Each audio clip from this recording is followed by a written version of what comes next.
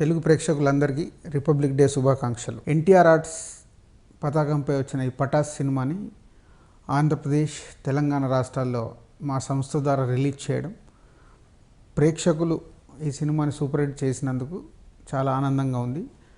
అంటే ఈ సినిమాని ఈరోజు 4వ రోజుకే ఈ సినిమాని సూపర్ డూపర్ హిట్ చేసి ఎంటర్టైన్మెంట్ సినిమా అవ్వడం వల్ల ప్రేక్షకులందరూ మళ్ళీ చూస్తున్నందుకు చాలా థ్యాంక్స్. ఎస్పెషల్గా ఫ్యామిలీ ఆడియన్స్ కూడా స్టార్ట్ అయ్యారు. అందరికీ ఈ సినిమా బాగా నచ్చుతుంది. జనరల్గా ఇలాంటి ఈవెంట్స్ చేయాలన్నప్పుడు ఛానల్స్ ద్వారా ఎవరినో యాంకర్స్ని పెట్టి చేస్తాం. కానీ ఈ సినిమా మా సంస్థ ద్వారా రిలీజ్ అవ్వడము, ఈ సినిమా ఇంత పెద్ద సక్సెస్ అయ్యి ఆ డైరెక్టర్ని, ఆ హీరోని నేనే ఇంటర్వ్యూ చేయాలనిపించి నేనే ముందుకొచ్చి వాళ్ళిద్దరిని ఇంటర్వ్యూ చేయబోతున్నాను. కళ్యాణ్ గారు, నేను మిమ్మల్ని ఆల్మోస్ట్ ఒక 1.5 year నుంచి క్లోజ్గా చూస్తున్నాను. ఫెయిల్యూర్ వచ్చినప్పుడు, సక్సెస్ వచ్చినప్పుడు మీరు అస్సలు ఏం మార్పు లేదు. అది ఎలా మీరు బ్యాలెన్స్ చేయగలుగుతున్నారు? అంటే యాజ్ ఎ ప్రొడ్యూసర్గా నేను 70% సక్సెస్లు తీశాను, ఫెయిల్యూర్ తీశాను. బట్ నెంబర్ ఆఫ్ మూవీస్ అవ్వడం వల్ల నాకు ఒక బ్యాలెన్స్ అనేది ఉంటుంది. నేను చాలా ఈజీగా ఉంటాను. చాలామందిలో నాకు అది దొరకదు, మీలో చూడగలిగాను. అది హౌ? జనరల్గా లైఫ్లో అంటే I been like brought up like that. మా అమ్మ నాన్న చిన్నప్పటి నుంచి నాకు చెప్పడం కానీ, మా తాతగారి గురించి ఎన్నో విషయాలు మా నాన్నగారు చెప్పడం కానీ, ఆయన ఎప్పుడు చెప్పేవారు, అంత గొప్ప ఆర్టిస్టు ఆల్మోస్ట్ 200 days మేకప్ వేసుకోలేదంటే నేను. So everyone, it's a part of life, failure and success is just a part of life. But దీంట్లో my best thing is I don't want to give up. At one point of time definitely మైండ్లో వచ్చేస్తుంది, వదిలేద్దాం ఎందుకు ఇది అనే ఒక ఆలోచన వస్తుంది మనిషికి. But I always felt no, this is my field, I'm definitely going to be successful in life in this field అనే ఆ పట్టుదల it came even with my family అండి. My family never pulled me back. ఒక మనిషి 10 years ఓపిక పట్టడం అనేది is extreme.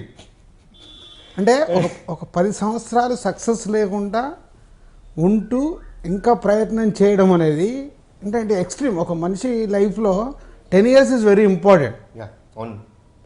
10 years మీరు ఎలా ఉండగలిగారని నా బ్యానర్లో నేను తీసుకున్న ఫిల్మ్స్ అండి never got a name like బా భయంకరమైన సినిమా రా, ఏంటి ఎంత నీచంగా తీశారు ఈ సినిమాని. ఎప్పటికప్పుడు అండి ఫ్రమ్ ఆడియన్స్ నాకు వచ్చే ఫీడ్బ్యాక్, అరే ఏదో కొత్తగా ట్రై చేస్తున్నాడు, బట్ ఇదేదో ఇంకా ఏదో ఉండాలి, మిస్ అవుతున్నాడు అని. They was always a positive feedback. But failure అనేది ఉన్నా కానీ they was never return off, write off చేసే ఇదిగా లేదు. So always that I think probably that pushed me. సరే ఇదంతా కాదు, let me try something totally new. అంటే నా ఉద్దేశం అండి, it was my this thing. Totally న్యూలో ఐ థాట్ ఒక 3D was then a major factor.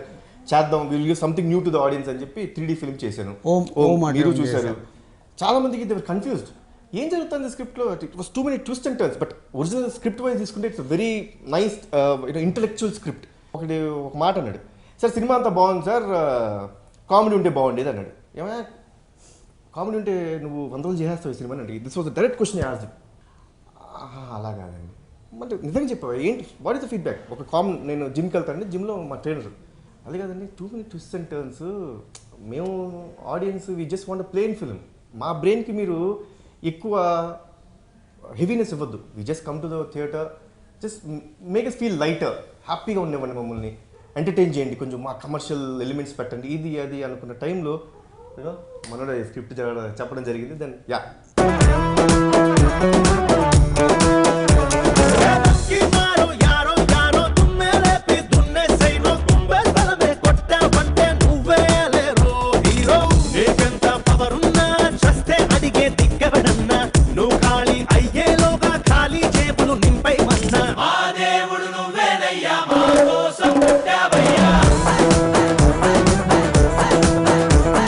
It's a great thing మీలో. అంటే బాగా నచ్చింది సినిమాని పక్కన పెడితే, ఒక 10 years సక్సెస్ లేకుండా దీన్నే నమ్ముకొని సక్సెస్ వచ్చేంత వరకు మీరు ప్రయత్నం చేశారు కదా, it's hats off for that.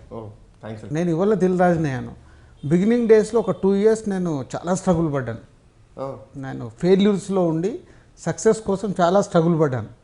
Me first film not as a producer, as a distributor. So ఆ స్ట్రగుల్ ఏంటో నాకు తెలుసు.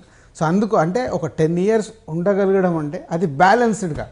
అంటే ఓమ్ రిలీజ్ అయ్యేప్పుడు నేను మిమ్మల్ని చూశాను, సో ఈ 1.5 year ట్రావెలింగ్ చూశాను. అండ్ ఇప్పుడు మీ పటాస్ రిలీజ్ దగ్గర నుంచి కూడా చూస్తున్నాను. అంటే చూడడం అంటే నేను డబుల్ పాజిటివ్ చూశాక నేను చూస్తున్నానంటే ఇప్పుడు నేనే నా సినిమా ఎవరికన్నా చూపిస్తున్నానంటే నేను లిటరల్గా ఎడిటింగ్ రూమ్ బయట వెయిట్ చేస్తాను, ఎవరన్నా చూడండి అంటే ఫస్ట్ వాళ్ళు బయటికి రాగానే వాళ్ళ రియాక్షన్ చూడాలని. నేను సినిమా చూస్తుంటే కూడా మీరిద్దరు అసలు అక్కడ ఆ ఏరియాలో లేకుండా వెయిటింగ్లో ఉన్నారు. అంటే అట్లీస్ట్ ఏం జరుగుద్ది ఏంటి అనేది తెలుసుకోవడానికి నాకు ఎగ్జైట్మెంట్ ఉంటుంది. సో దాన్ని బ్యాలెన్స్గా చేసుకుంటూ ఉండడం అనేది is a very good thing. అంటే సక్సెస్ ఫెయిల్యూర్ని మీరు ఈక్వల్గా తీసుకుంటున్నారు, దానికి 100% ఐ అప్రిషియేట్. అంటే దిస్ టైమ్ అంటే వీఆర్ వెరీ ఓపెన్ అండి. అంటే తెలియకోకుండా మా ఇద్దరి మధ్య ర్యాపోర్ అండి. We always had that give and take. అంటే లేదు మనం మంచి సినిమా తీస్తున్నాం నమ్మకం. ఏమన్నా సపోజ్ ఈ సీన్ మేము ఎడిటింగ్ టేబుల్లో నేను ఉంటే అనిలే సార్ ఇది కొంచెం ఇక్కడ మనం ముందే తీసేద్దామండి, ఐ థింక్ మనం తీస్తాం. I think probably this is not necessary అని we had that give and take even before anyone saw the film.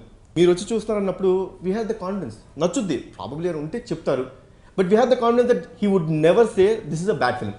మనకు అనుకోకుండా వంశీ పైడిపల్లి స్క్రిప్ట్లో వచ్చి డిస్కస్ చేసావు, అలాగే గోపిచంద్ మనలేని స్క్రిప్ట్లో మా సిట్టింగ్లో కూర్చున్నావు. అప్పుడే పరిచయం నాకు. సో చూసా ఒక కుర్రాడు బాగా మాట్లాడుతున్నాడు అంటే ఫీడ్బ్యాక్ తీసుకున్నా, ఏంటి ఈ అబ్బాయి అంటే ఎంటర్టైన్మెంట్ బాగా చెప్తాడు సార్. అప్పుడు నేను చూసినప్పుడు ఒక రైటర్గా నేను అబ్జర్వ్ చేశాను. తర్వాత హరి అడిగాడు నన్ను, సార్ ఇట్లా కళ్యాణ్ రామ్ గారికి ఒక కథ విన్నాము అనిల్ అని, చూశాను హరి అండి, బాగా చేశాడండి అని.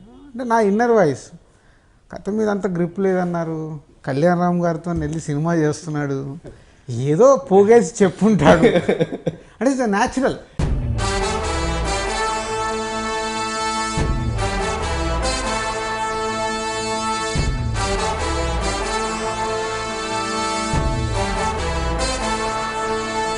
కనిపించే 3 సింహాలు నీతికి న్యాయానికి ధర్మానికి ప్రతిరూపాలైతే కనిపించని 4వ సింహమేరా అగ్ని.